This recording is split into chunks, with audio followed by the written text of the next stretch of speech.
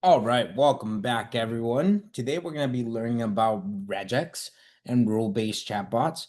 Yesterday we pretty much went over the history and how to interact with each chatbot, the capabilities and limitations of each one. Now we're going to actually start building a couple of chatbots throughout the remaining of the week.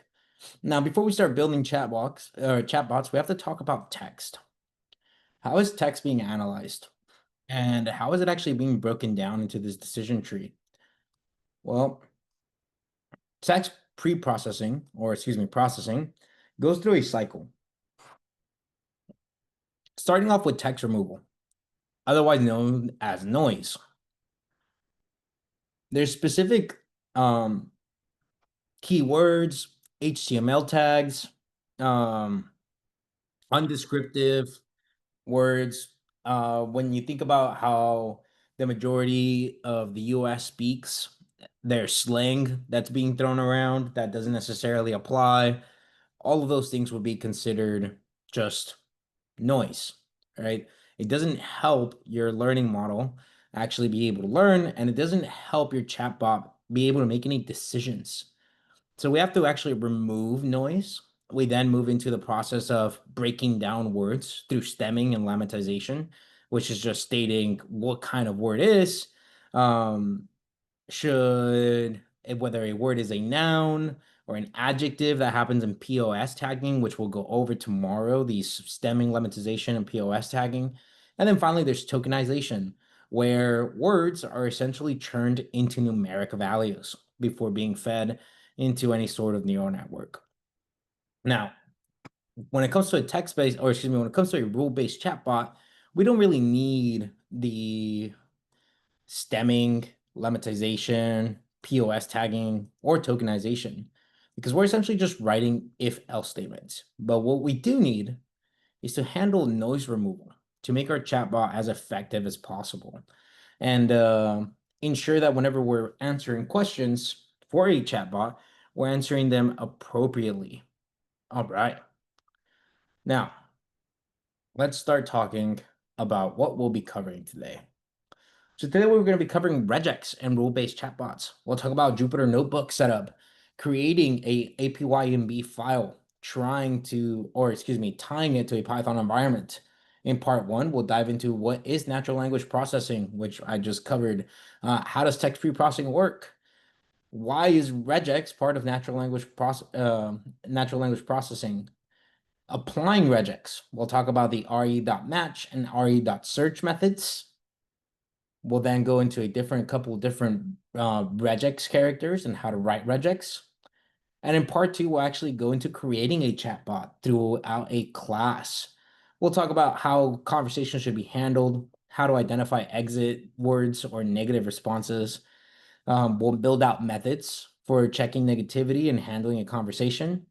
We'll then identify intent, which that part is actually whenever you're doing it in other chatbots, you realize that identifying intent falls within a mathematical operation. But in this case, it's going to be pretty much as simple as us hard coding in language, specifying the three different types of intents that could be matched to. We then will match that intent to a response, and then we'll call our chatbot to ensure that it runs through appropriately. All right, at this point, does anyone have any questions over the material that we'll be covering today?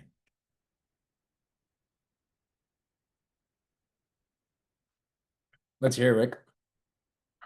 Yeah, I just have a question.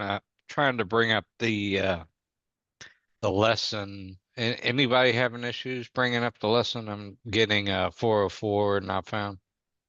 Interesting. I'll go ahead and share the link here in Buffalo Questions. If that issue continues, please let me know through the chat here on Slack.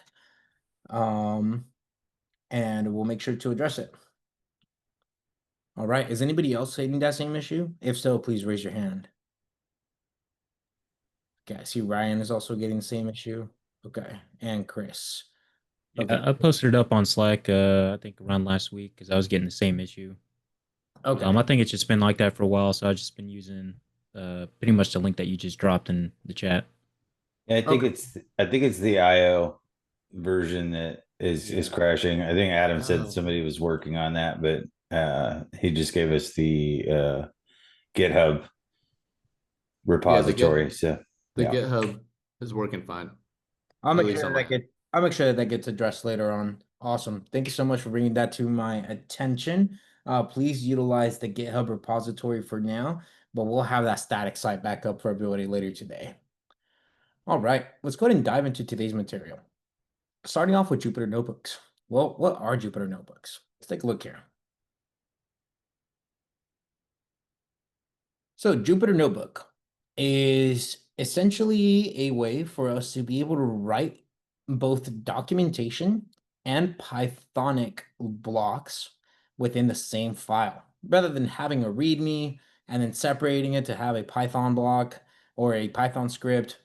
You could simply write both Python and your actual README or explanations within the same file. Now, why is that important? Or how does that change anything for me? Well, Jupyter Notebooks is very popular in the computer science community because of the fact that it allows you to actually annotate information, make sure that Python blocks are being executed. You have control over which Python blocks are being executed and in what order. And you'll see how it isolates your terminal here shortly. So here's a couple of different ways that we can install Jupyter Notebook. So here we have Jupyter Lab, and here's Jupyter Notebook.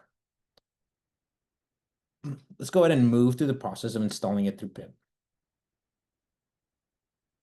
So I'll go ahead and say pip install Jupyter Lab.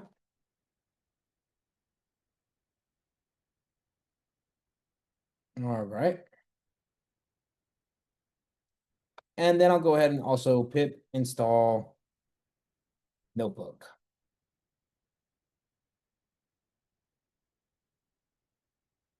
And I just realized I did both of those commands outside of my Python environment. So let me go ahead and fix that.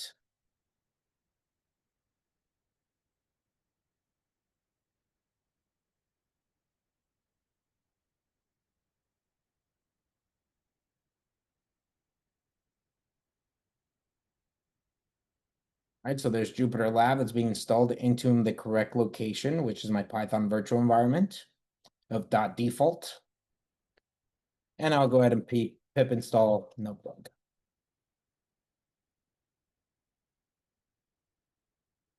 All right. Now that I have both of these files, I can go ahead and start a IPYMB file. I'll say touch main.ipymb. This is what will actually create a Jupyter notebook. You see that it looks a little bit different, but the main part that I want to cover right now is to select a kernel portion. There's a couple of steps for selecting a kernel. First, we have to set up VS Code to be routed to the correct Python environment. So I'm going to simply run which Python 3, and you'll see that this sends me to the Python environment within my default virtual environment. I'm going to copy this path here, and then I'm going to open up my command palette with Command-Shift-P. I can type in Python, select interpreter. You'll see that that comes up. It's recently used for me. It may not be recently used for you. When you click on that, it's going to give you a couple of options.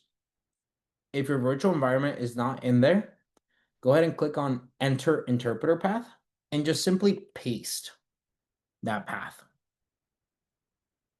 Okay, again, we type in which Python 3 to get the route to Python inside of our virtual environment. We copy it, run Command-Shift-P, select interpreter path for Python. If it does not show up within the recommended environments, click on Enter Interpreter Path and paste that URL. All right. So that sets up VS Code to keep track as to what Python virtual environment I'm currently working with. But that doesn't set up my main IPYMB file. I have to actually click on Select Kernel, click on Python Environments, and you'll see that it populates with a star next to it. And again, if it doesn't, you can go through the process of, you just have to make sure that VS Code is tracking it. The issue is that VS Code doesn't know which Python environment that you're working with. So just go through that process that I demonstrated a few times. So we click on that, and now we can see a kernel that's selected is in .default in Python 3.13. All right, so that gives me Jupyter notebooks. Let's go ahead and actually write a little bit of Markdown here. So today we'll be covering regex. And regex is a powerful tool for removing noise from text. And it is a important step in the NLP process.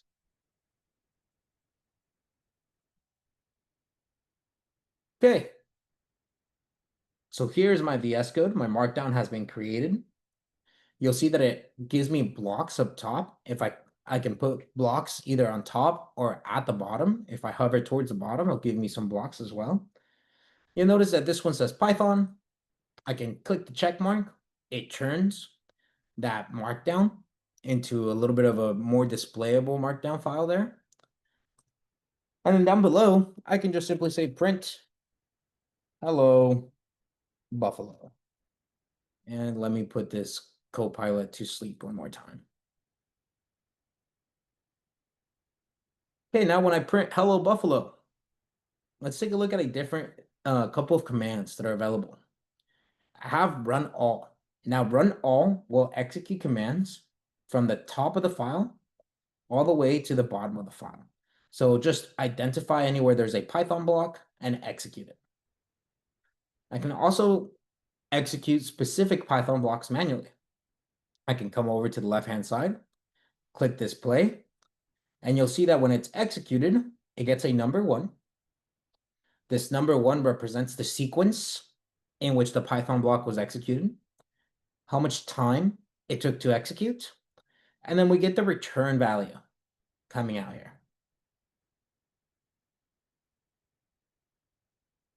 All right. Does anyone have any questions over Jupyter notebooks?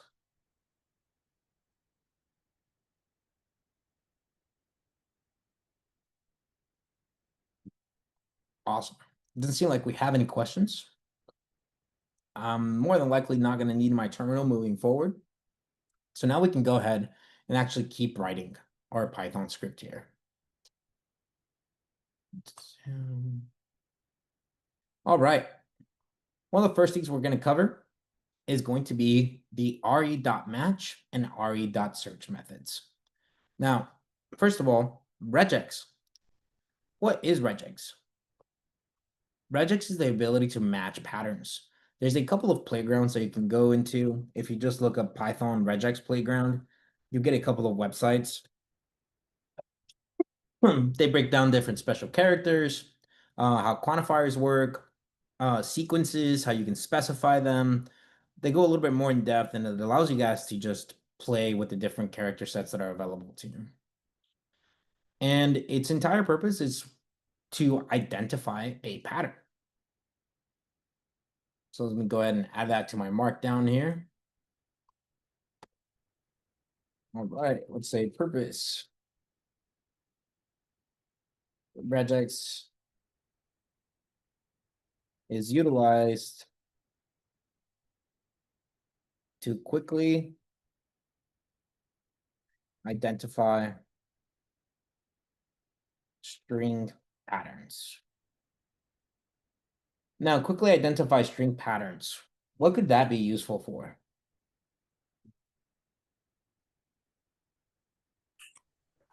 Moving special characters or numbers from text only, stuff like that we want. Okay, so identifying special characters. Identifying numbers.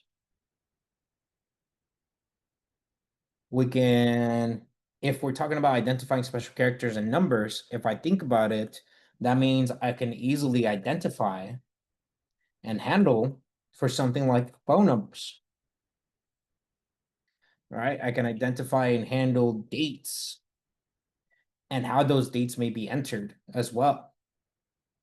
So it just gives me quite a bit of it's a dynamic tool that allows me to do a lot. You'll notice as you're working through Code Wars, if you're ever working with a string problem, more than likely what the string problem is asking you for, you may be able to accomplish it through regex, especially if it's a string manipulation. All right. So now let's go ahead and move on here. Let's talk about RE. And we're going to talk about match and search.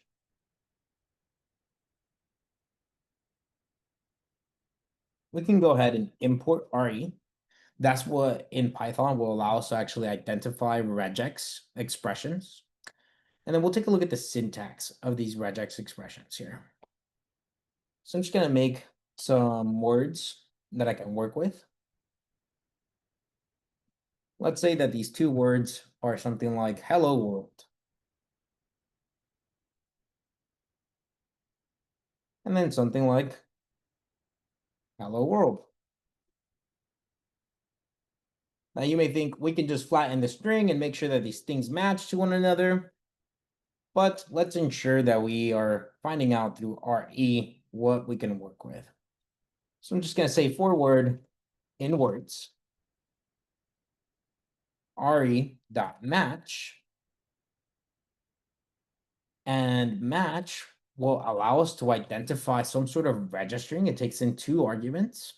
The first argument will be the regular expression, which stands for regex. In this case, the regular expression will just simply be hello world. And then comma, word. And let's see what this brings back to us. All right, so I go through it. In the first object or the first iteration, I get a match. And it tells me, hey, you were able to match. Here's the word that we match with. It's hello world. Notice that it created an object of the match class. And it returns to me the word that it's actually matching with. Now for the second string pattern of hello world, it returns none. All right. Now let's go ahead and actually change this up. What I want to do is I want to search for information. If I go through both of them and I search hello, notice that I was able to match on the first one, but not on the second one because we have hello world. If I were to switch this a little bit and say that the only thing I'm looking for is a letter O, and then I search through all of them, it's able to find a string pattern that matches with both. And it's even able to give me an index as to where it's located. You'll notice that it gives me 4 and 5. Well, here we go. 1, 2, 3, 4, and 5. All right, so within index 4, I'm able to find it. If I were to utilize some slice, I could slice it inside of the span. Same thing on the second word. Now let's say that I switch this up. Instead of hello, it says olo. When I run my search pattern, now at index 1, it's able to identify that, oh, the search pattern will find the very first match and return it. So match expects a full match or expects a match with the search, with the string, excuse me, while search looks through the string and returns the first instance of a matching string. All right, so there's re.match and re.search. Does anyone have any questions over the two?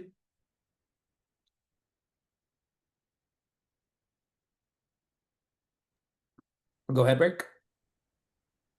Yeah, I don't know if we'll actually go over it, but Is test very similar to search and match?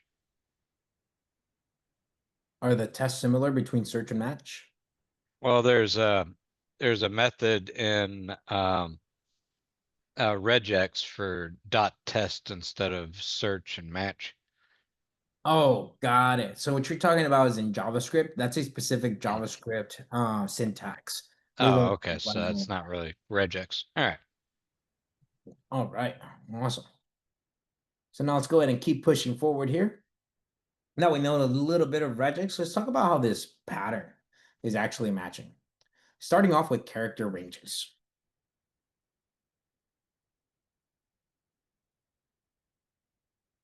So character ranges are to identify whether a character in the string falls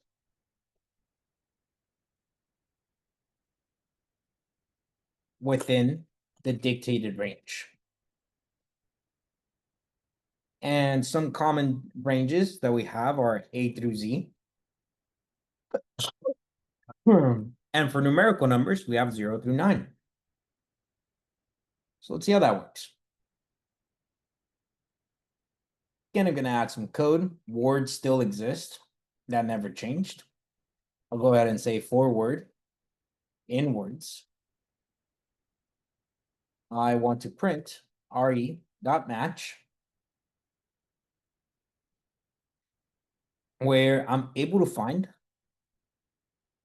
characters in the range of A through Z.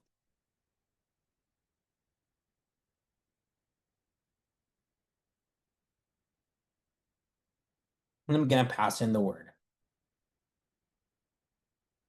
Now notice that I'm utilizing capital letters.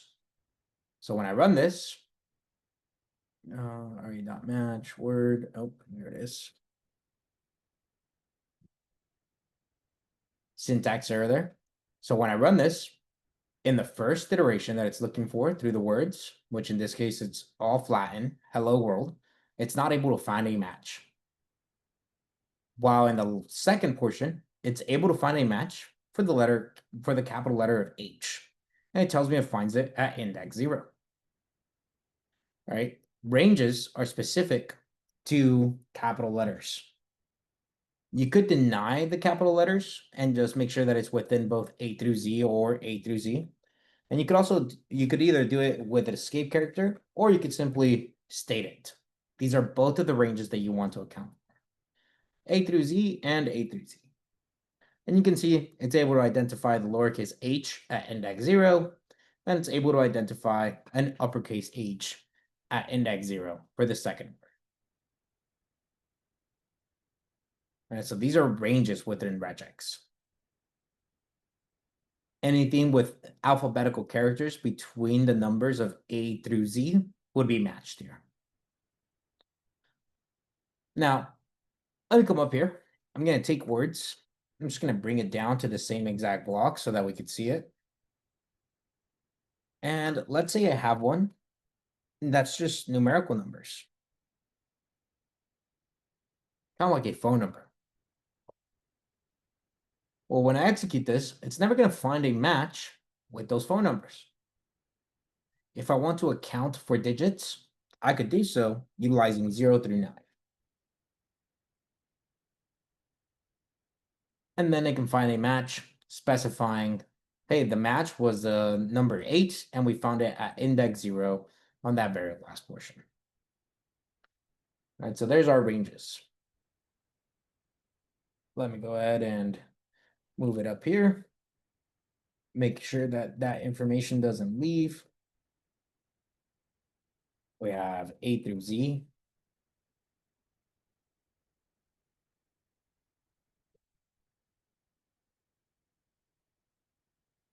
We have A through Z. And finally, we have it where we can look through capital A through Z and or lowercase A through Z. So you can see how it iterates through the 3 numbers. So here's the first one that it iterates through 3. It's only able to find a lowercase letter inside of hello world. And also notice that when we're utilizing match, it's starting from the beginning of the string. Right? Because if we utilize search, it would be able to find a lowercase o in the others. So match starts from the beginning of the string, doesn't find a lowercase letter in my other two matches. We move on to capital letters of A through Z. It's not able to find a capital letter for the first word. In the second statement, it's able to find the capital H, but nothing for numbers. Here we're including both lowercase and uppercase. It's able to find a match in the first and second words, but not in the digits. And then finally, it's not able to find any digits in the first or second word, but it is able to find it in our last statement. All right. Does anyone have any questions over ranges?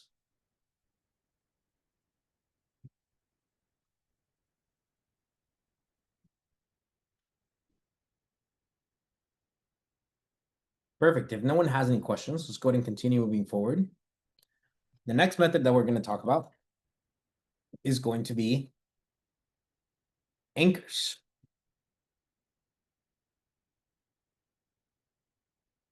Now, anchors are specified to mark the start of a string. And we can do that with the caret. And also to mark the end of a string. And we can do that with the $sign.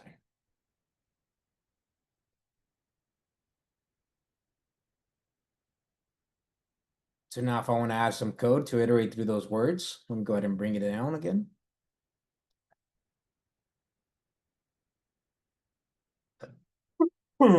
Let's go ahead and say that I want to actually look for the second letter to be a lowercase. Well, I would simply say, hey, at the start of the string, there may be one character, or there should be one character. I don't care about the very first character. In the second character, I want you to make sure that there's a lowercase letter of A through Z. And then I can mark it with, I also want to make sure that the string ends there. Well, if I mark it with saying that the string ends there, this ain't going to find any matches, right? Because currently, none of my strings end with just two letters. If I turn this into he, I'll go ahead and find one specific match. So one match was found where at the start of the string, there is one letter, and the second letter falls within the range of A through Z. And after that, the string has to end. Notice how it's not able to identify hello or hollow world. Let me change that back to hello world, because I'm telling it to end the string.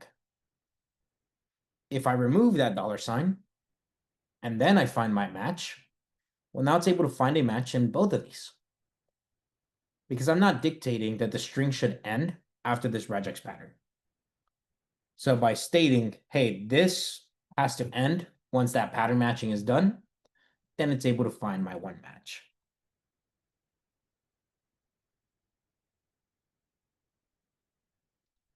All right, let's start talking about alternators. So in my alternators,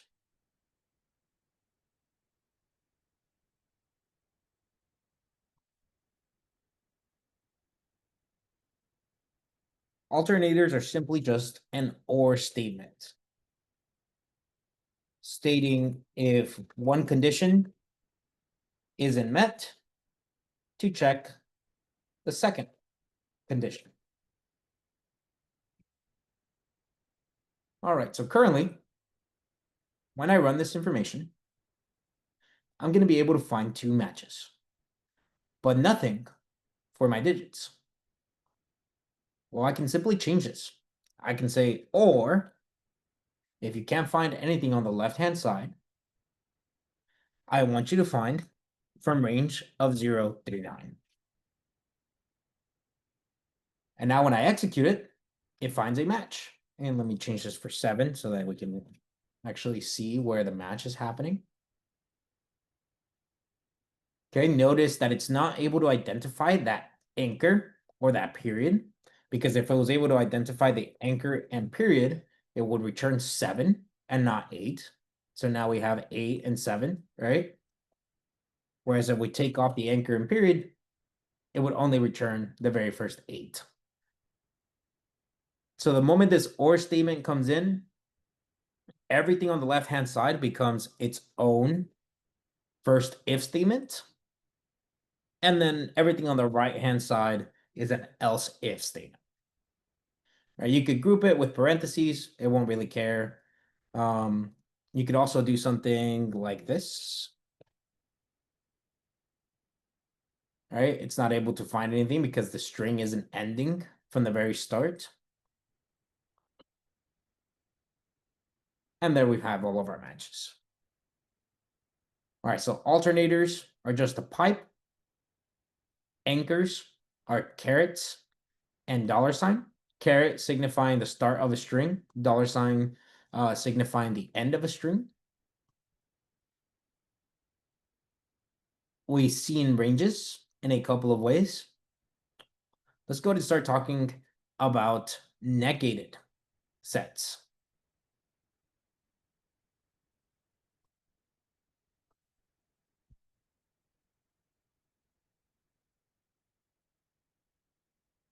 So negated sets are essentially just a not statement.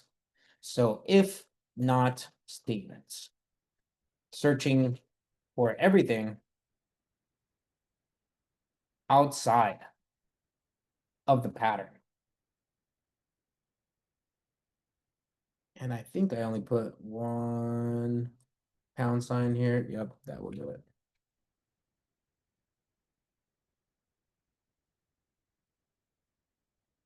Okay, so now if I go to add this block of code, there you go. So here's my word, the information that I'm looking for. I'm essentially just trying to match A through Z and or A through Z. You'll see that I'll find 2 matches. My first word and second word. Actually, let me just go ahead and print the word itself as well so we can see it. All right, so he and hello world, there's some matching, but we didn't get a match on the phone number. Well, we can negate this set by adding a caret at the beginning of the range. And now you can see that there's no match within HE and hello world, but there is a match with numbers because I'm negating the set by adding this caret. So let me go ahead and specify that. This happens by adding a caret at the beginning of a range. Just like that.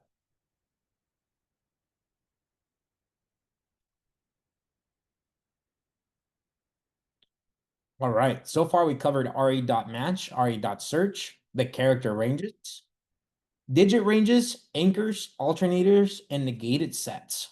Does anyone have any questions over the material that we covered up to this point? Go ahead, Tom.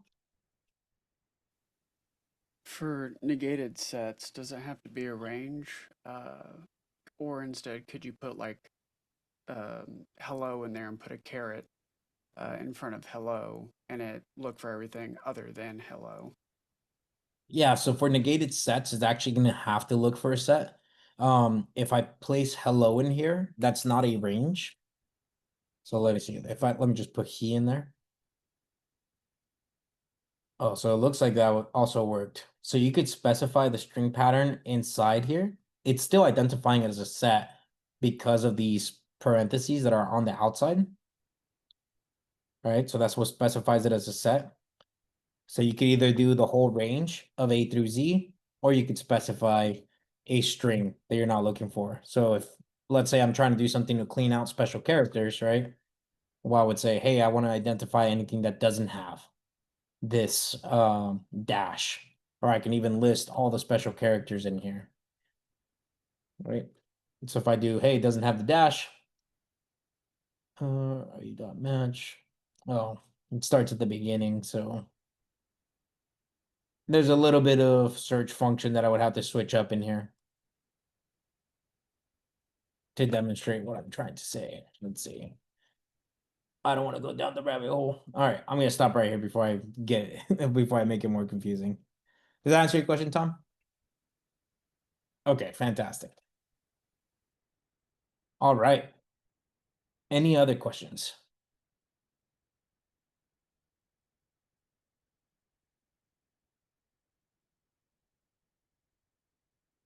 Awesome. So if there aren't any other questions, let's go ahead and continue pushing forward here.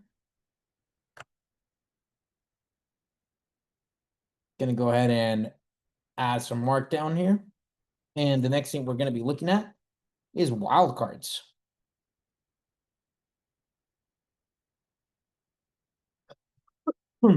Now, wildcards basically signify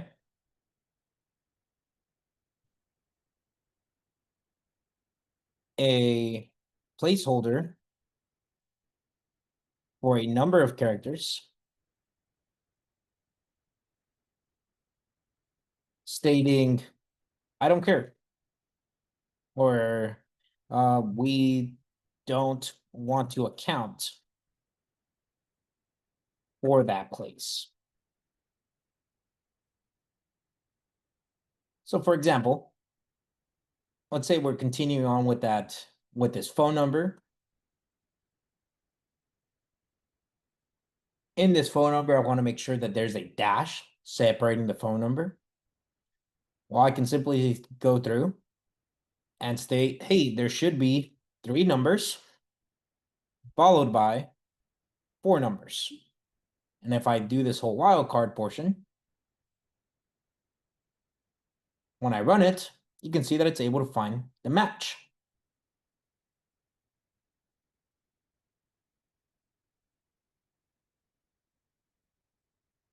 If I run it with just R and a period, it'll find a match for every single one of them. This period just signifies as long as there's one place, I don't care what the value is, we are A-okay with it. Right? If I go and throw in some ranges, I can say, hey, A through Z, A through Z, and then pass in 0 through 9. It'll be able to find a match with all of them with a space at the beginning. And if I run a couple periods on the right-hand side, it's still able to find matches. It wasn't able to find a match with the first one because he only has 2 characters. So for it to have 2 more wildcards, it fails to match. But it's able to match with hello. We get back the first 4 letters. And it's able to match with the phone number, or we get back to dash. So that's the wildcard. All right. So now shorthands. This backslash D, W, and S. What does that stand for? Let's see.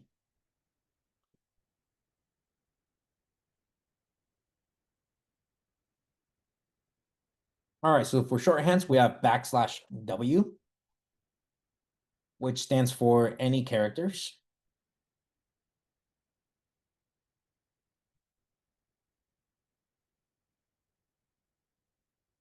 Alphabetic characters, I should say.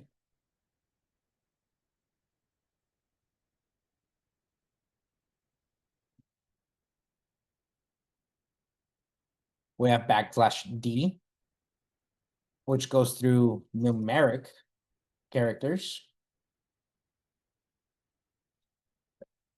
And then backslash S, which looks for spaces or space characters. Well, let's take a look at that. Gonna go ahead and bring all of this down.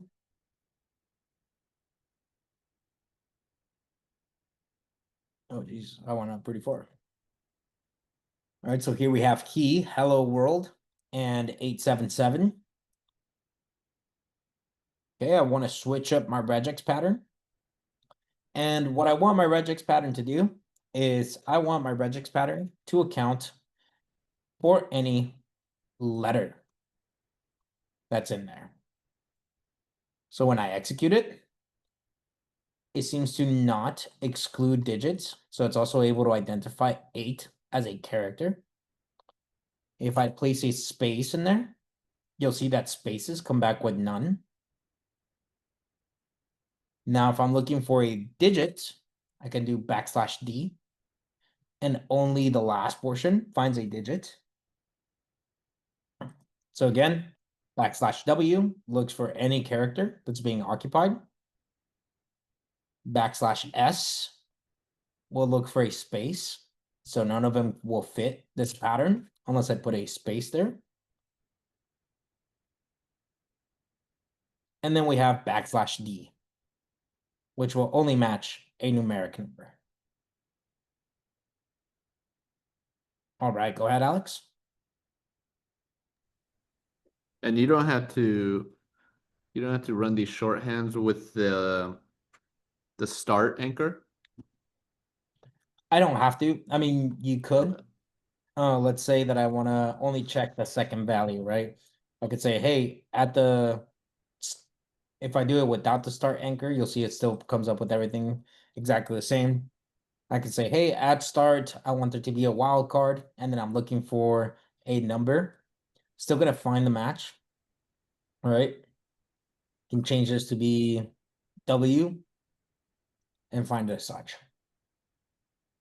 All right, awesome.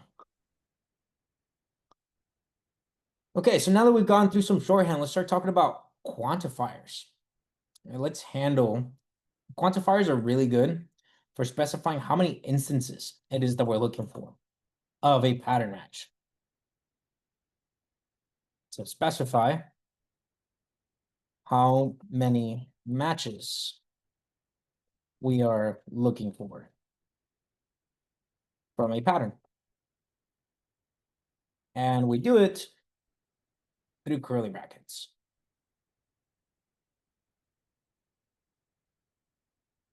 So if we go and generate some code here, here's my hello world, N877. Let's say I want to make sure there's a number, a phone number that's being provided for me. Well, if I'm looking for a specific phone number, I could do something like re.match, where at the beginning of the string, I expect digits, and I expect there to be 3 digits, followed by a dash, followed by digits, and I expect there to be 4 digits, and then ending my string.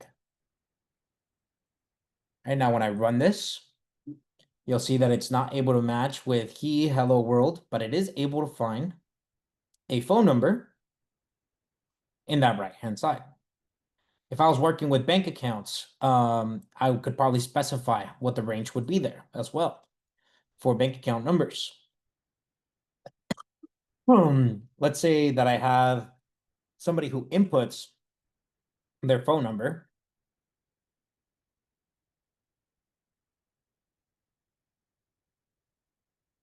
But they simply just forget to include the dash.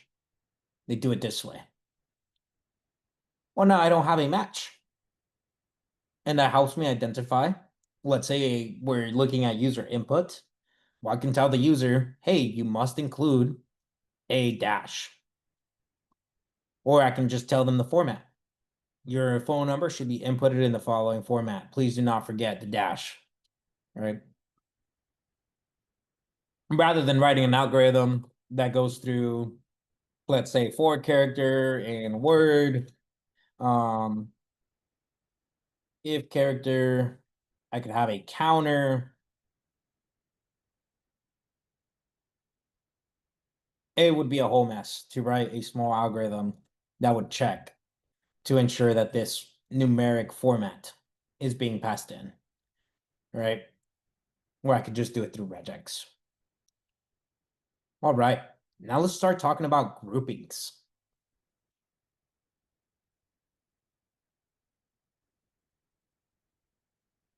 Now, groupings are signified by parentheses. And they help with isolating logic within the regex expression.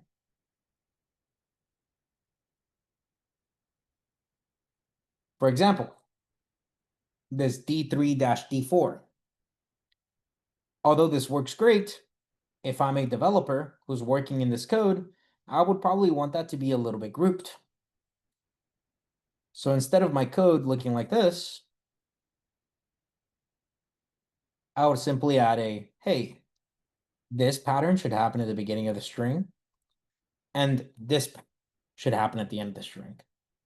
Functionally wise, nothing changes as far as the groupings go, but I can even change this to say, hey, I want to account, let's say I want to take in a dash, or I can also take in a space. Well, now when I go through, I get a match with that very lax phone number because I'm allowing for spaces to also come in. And this is a little bit more readable, right? It's telling me, hey, this is 3 digits that I'm accounting for. We can either take it with a dash or without a dash. And then here's 4 digits that I'm accounting for before the end of my string.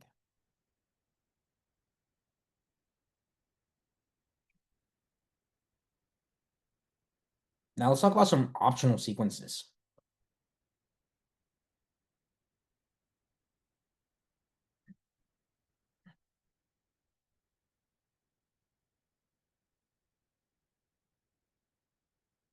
All right, so let's concentrate on a specific word. So I'm gonna have optional matches are stated by a question mark and the character after the question mark, or excuse me, before the question mark.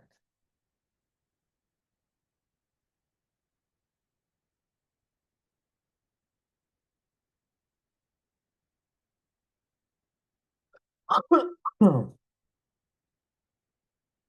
let me go ahead and add some code here. Let's say words. We're going to do color. And we'll go ahead and do color. Say for W in words, re.match. We're going to pass in a regular expression here. And what my regular expression will say is I want to find color. And in case somebody spells it with a U, I want to account for that U. And I want to find it somewhere within that word. I'm just going to simply put this inside of a print statement and then print the W as well. Well, you'll see that I found a match with both color and color. All right. It's able to find this match because I've made the U, which is the character before the question mark, an optional character, stating it may be in this word or it may not. Either way, we're still going to match it.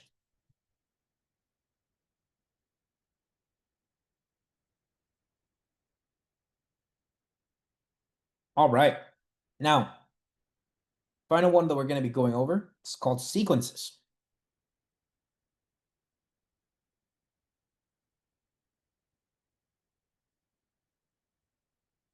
Now, sequences are either marked by a plus sign, which stands for one or more matches of a pattern.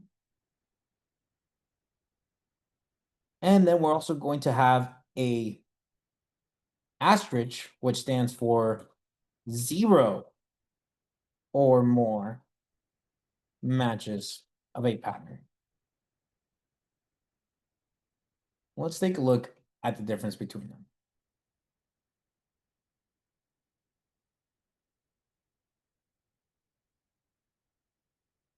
All right, so here we have he, hello world, and so on. Now what I'm going to match is I'm going to say at the beginning of the string, I want there to be a letter of A through Z, and there may be one or more of those letters. All right, so there I was able to find one match, which is hello. If I turn this into A through Z or A through Z and then run it, I'm able to find two matches. I can also state, hey, there should be one word followed by A through Z. So this says there should be one uppercase letter at the beginning of my string, followed by one or more instances of lowercase letters. If I run this, we can see that hello is the only one that matches. If I turn he into capital he also matches. And let's go ahead and change this to a pound sign, saying 0 or more instances. Well, both of those match. But if I take off the H there, or excuse me, the E from key, you'll see both of them match, right? Because it's 0 or more instances. If I change it back to the plus sign, which is 1 or more, that capital H no longer matches. And so we want 0 or more to identify both of them.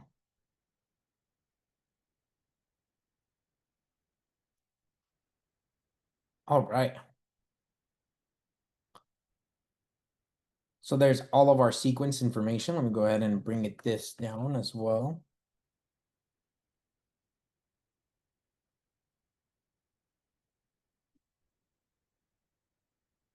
So if I were to take a look at my Jupyter notebook, you can see that I've ran it quite a bit of times. I do want to clean it up because there's a bunch of output that I don't necessarily like.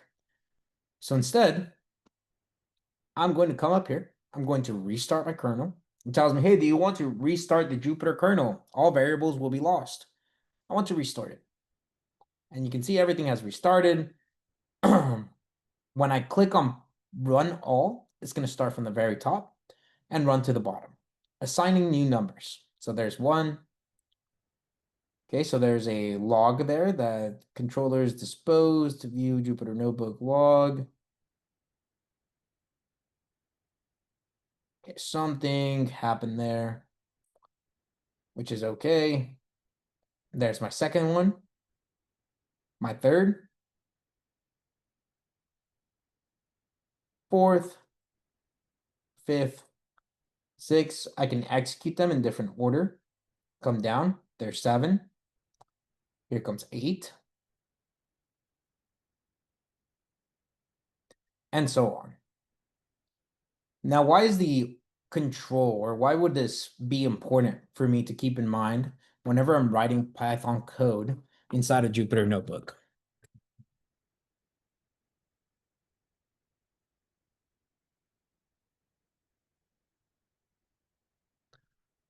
Let's run into a little bit of experiment here.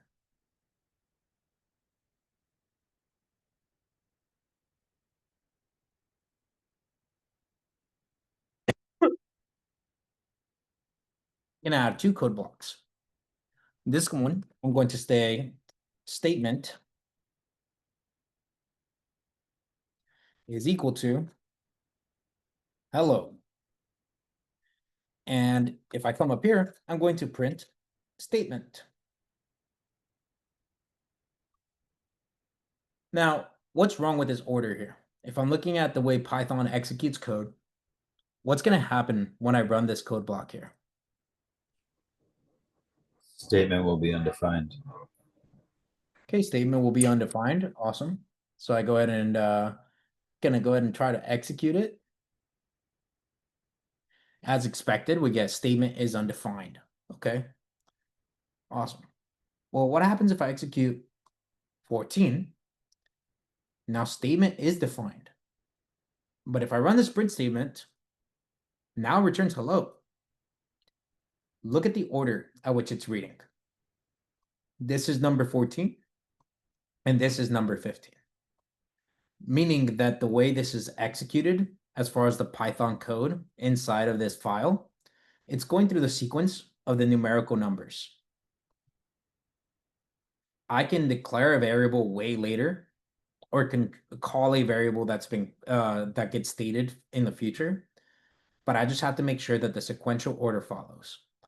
I could have multiple lines of code in here or multiple blocks that execute after this.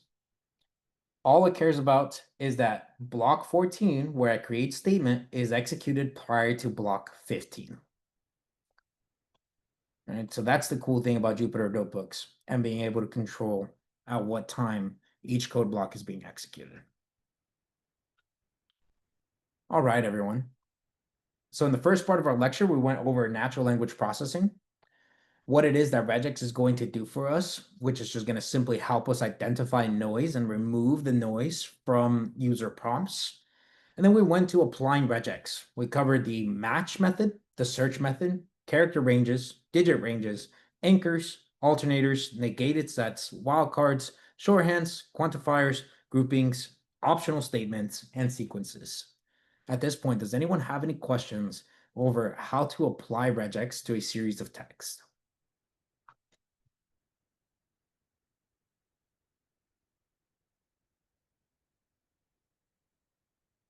Doesn't seem like we have any questions, so I'm going to go ahead and stop our recording here.